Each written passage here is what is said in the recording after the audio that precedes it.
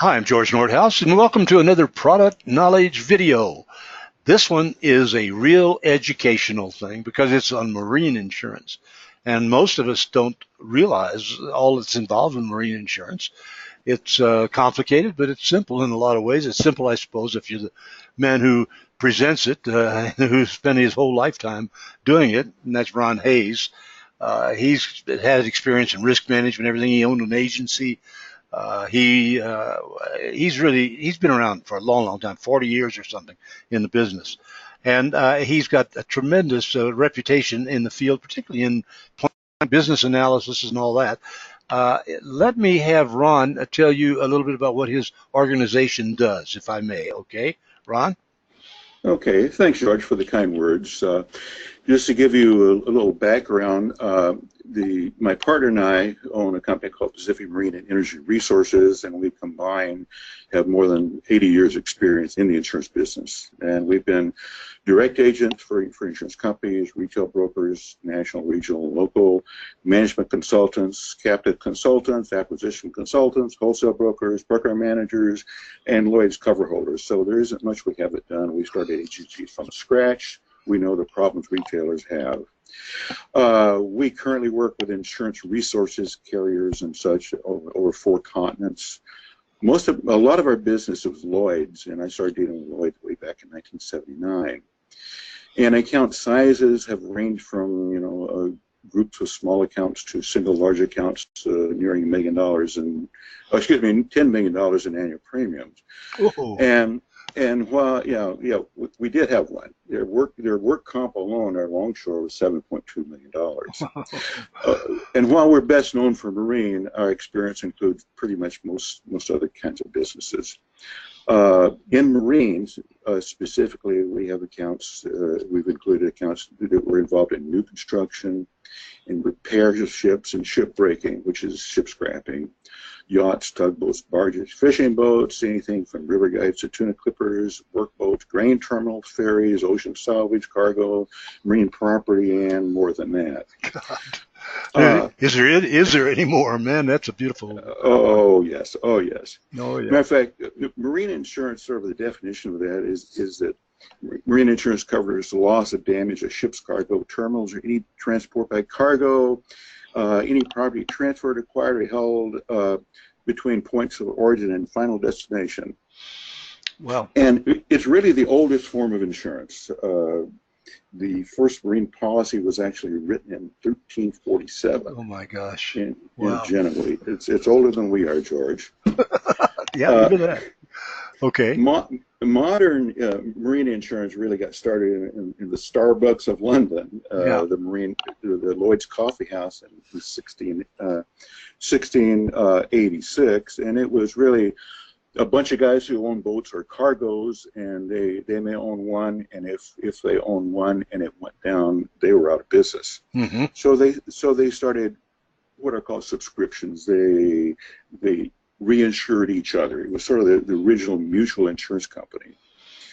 And Lloyd still is the largest provider of marine insurance and actually insurance in the world. And their original concept of syndicating is still there. But today there are providers all over the world. You see every continent there's an insurance company that says, whatever, fire and marine. So that really goes back a long ways. I can comment on that. I don't know if you knew that. Sure. I'm not talking about me right now, but I was one of the first members of Lloyd's in the United States, because back then in the 70s, 80s, they took people in the United States, and that was and the only reason I'm saying that is I was in a number of syndicates, and that's a whole other story I don't want to get into. I ended up being the chairman for them for the West Coast, and that was fun, but it wasn't fun too in the same way. It was very difficult because you had to know what you were doing. No, as you know, as a member of a syndicate, you are pledging your personal fortune, as I say, down to your last pair of gold cufflinks. Yeah, I always heard that, and boy, they were right about that. But that's another story. Okay, well, I don't want to slow you down. Well, the capacity in London right now is more corporate than it is personal. I see. So, but you know, the language is still very different. It reads in more like Old English than it does modern English, and the policies don't read like you would normally think they are. Mm-hmm. As a matter of fact, most insurance departments don't really understand it that well either. For a number of years, I'm in Oregon. For a number of years, the code had a chapter number, chapter 27 or whatever, it says Marine and Transportation. You get there, and it said, this page is intentionally left blank. Oh, True, wow. true. It's generally divided into hull insurance, and that's the hull itself, including machinery and pretty much anything that floats and would sink. Mm-hmm. Freight, which is if you're shipping goods, it's the charge for shipping those goods, and the cargo, which are the goods being shipped. Yep. Right. And the liability, which is different than you normally think, because it not only covers what you would think is for the operations, you know, hitting another boat or hitting a dock or a wharf or whatever, but it also covers the liability to injury of passengers and employees. Okay. Other and then related coverages of the docks, wharves, piers, marineway, drive docks, graving docks, warehouses, and you know, so forth. Everything. Let me ask something. Excuse me. Let me interrupt you. Look at the water's brown there, and the other pictures are blue. What do they mean, blue water and brown water? I've always heard that in London. Yeah, and it's really not so much the color water. Blue water is generally considered boats that go out in the ocean a long ways. You know, if you have a freighter going from here to Hong Kong, that's blue water. Mm-hmm. If you have a tugboat pulling a barge full of oil or lumber or whatever from Seattle to San Diego, that's still brown water because it's near coastal. So brown water covers near coastal business as well as bays and docks and rivers and so forth. How far inland are the coverages? Funny you would ask that, because I haven't gotten too much into the P&I coverage on crew yet, but if you have a crew member of a vessel, and he's sent from Long Beach to Chicago to pick up a crucial part for the vessel, he's covered as a member of the crew. Oh, okay. Because the definition is he's contributing to the mission of the vessel. Wow, that's very broad. Very broad. Really fascinating. Wow. Yeah. All right. Well, I'm learning. Keep going. I'm learning. Yeah. Okay. And a little more about hull. A property policy. It covers anything that floats, has floated, will float, and the ownership is really different from non-marine. There are coverages like increased value, port risk, general average, and that doesn't have to do with abilities. An average is a claim. Certainly, fleet policies are normal. Deductibles read differently. Total loss can be covered by itself and not partial loss. Partial losses, by the way, are covered on a new for old basis without depreciation. So they're real concerned how old your engine is, and and that sort of thing, because the underwriters know if you suck salt water into an engine, the engine is gone. Even if it's a 1948 engine, they have to put a new one in. Wow. Okay. That's fascinating. Protection and indemnity, that's really covers damage to the property of others, such as the docks, cargo, loss of use, personal injuries to the crew, passengers, member of the public. Some pollution can be covered under that also. And as far as employee liabilities, your crew can be covered under what's called protection and indemnity, and that's the master liability policy. Or if they're not a member of the crew but just working on the ship, under marine employer's liability. And both of those are not statutory, and by that I mean that there are limits. If you buy $100,000 limits, that's the most the insurance company is going to pay. The other claims, type claims, U.S. Longshore and Harbor Workers Act, that's designed for, it's a federal claim, and that's in every state, and that covers if the employee is loading or unloading a vessel, if they're scrapping a vessel, if they're repairing a vessel, and some other things, and the coverage on that is statutory. In other words, there is no limit to the medical side of it. It could be millions of dollars. There is Defense Base Act, which is very similar, Outer Continental Shelf Act, and that sort of thing. And if they miss all of those, they're covered under state workers' compensation.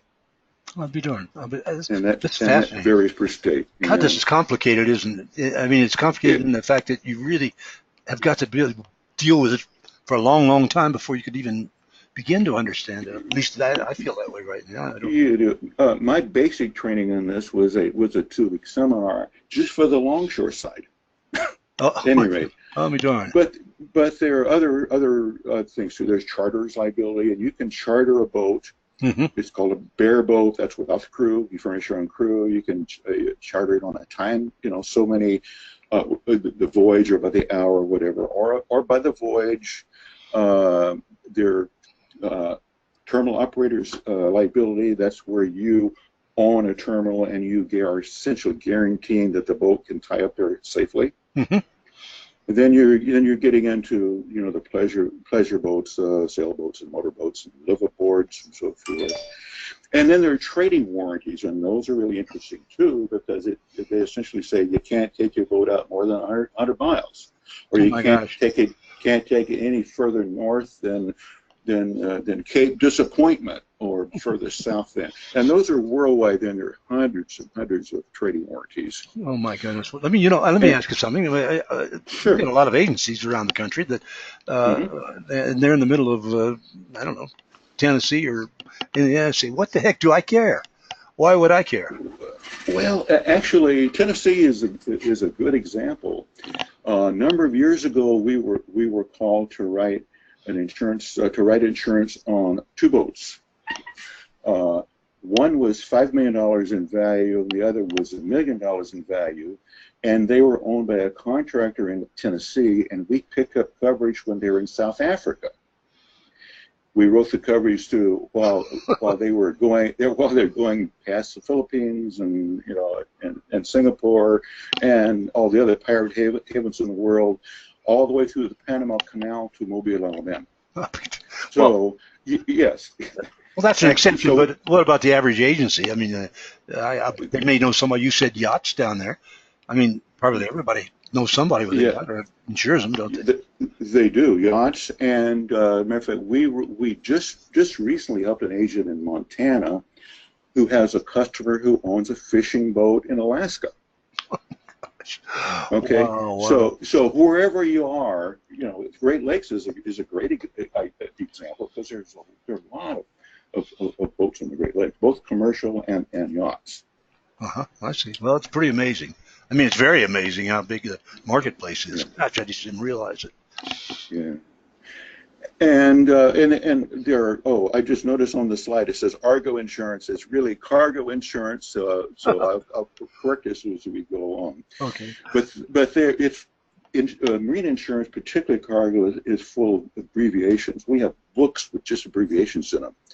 CIF is cost insurance freight, but FOB is free on board, and so forth. But there are a lot of those without going into those right now. Claims. You notice there's a book again. It's like an encyclopedia on claims. Oh my God. We have our, I'm looking over at our bookshelf, our bookshelf of marine insurance volumes is about 8 feet long. Gosh. Yeah, that's unbelievable. And Longshore, Longshore is a 45-page federal law, and it was patterned after the workers' compensation law for District of Columbia.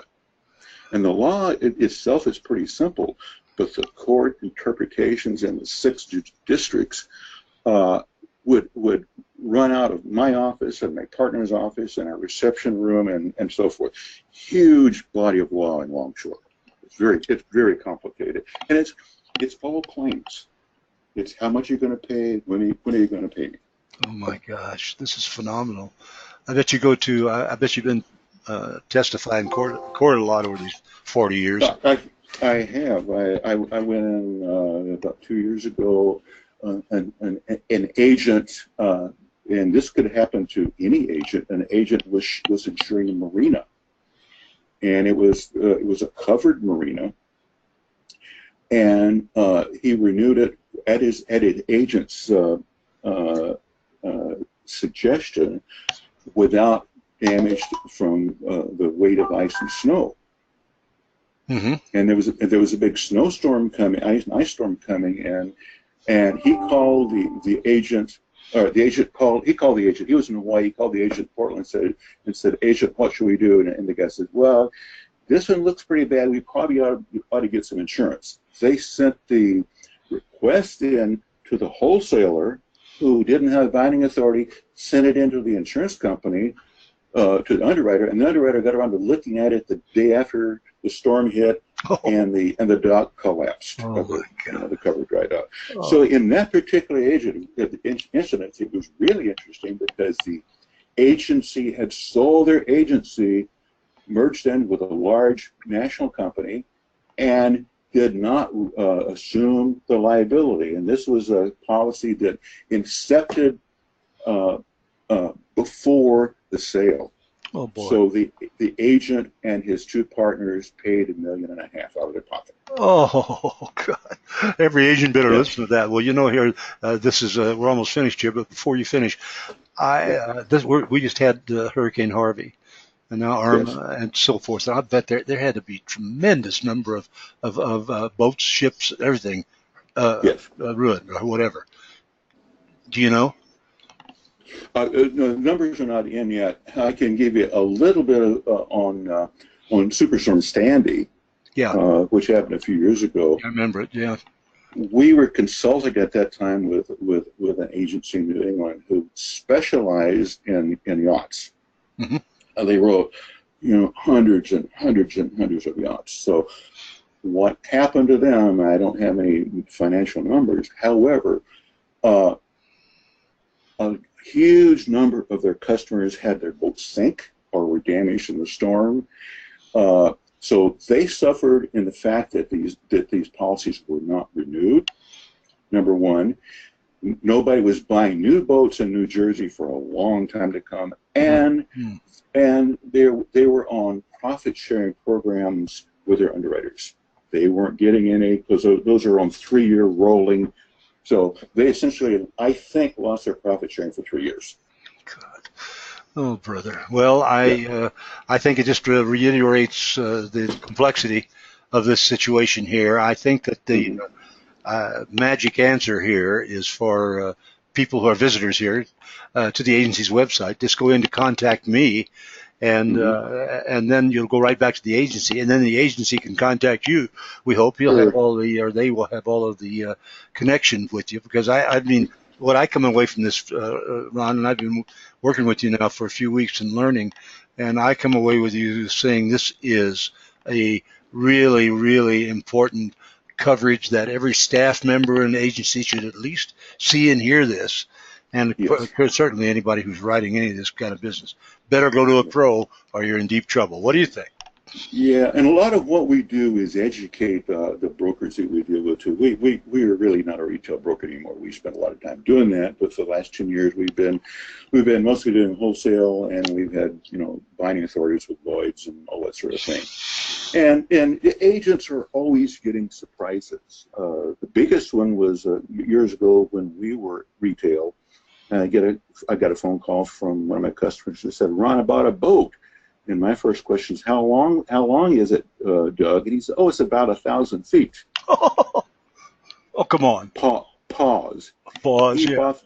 He bought the scrapping rights to a World War II carrier. Oh, for God's sake. So we had to insure that vessel while it was being taken from the Navy Yard out to sea and down to where his shipbreaking yard was. And so forth. Anyway, so those are some of the surprises that we Well, get. I know that we can. People can talk to you. They can talk to you through their agent, and I'm glad that you're around. I want to thank you very much, you and You Pacmar, bet. because you are our marine spokesman, and we're particularly happy to have you on all these agents' websites across the country. So, Oh, well, we're really pleased that we can work with you, George. well, we love it. Okay, bud. Thanks again, and You we'll see bet. the rest of you for the next one.